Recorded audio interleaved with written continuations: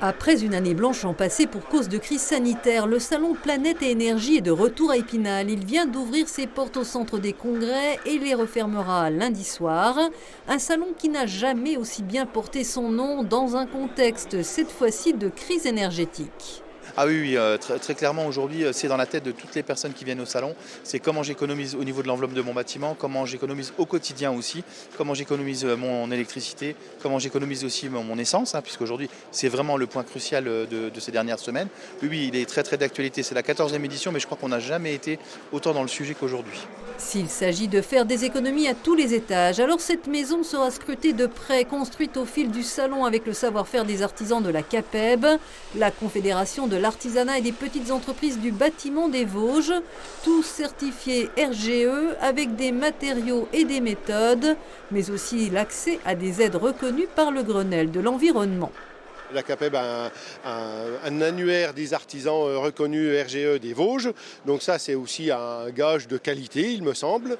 Les énergies renouvelables ont la cote. Il y a des stands qui sont très prisés, ceux des sociétés qui présentent cheminées, chaudières à granulés et autres poêles à bois. On est pas mal sollicité dû la hausse du prix du fioul. Les gens veulent devenir autonomes, on va dire, au niveau énergie pour avoir une énergie locale. Et donc on est, pour une commande aujourd'hui, on est, on va dire, sur une livraison cet été. Du chauffage à l'isolation sous toutes ses formes, les professionnels ne vont pas manquer de visiteurs. On a un chauffage central avec une cuisinière. Alors je vais voir si on prend du polaire ou on continue sur la même... ou alors passer à un autre chauffage. Quoi. Vu les années passées, on est obligé de refaire tout, quoi.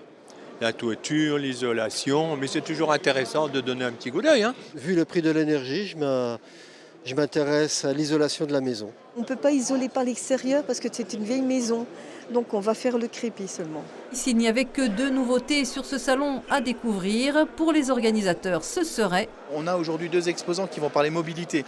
C'est un concessionnaire automobile qui vient avec des véhicules hybrides et électriques. Aujourd'hui, c'est un vrai sujet aussi, parce que techniquement, il faut bien prendre tous les paramètres en compte pour savoir quelle voiture on doit acheter aujourd'hui. Et puis on a aussi un exposant qui parle mobilité en transformant les vélos traditionnels en vélos électriques.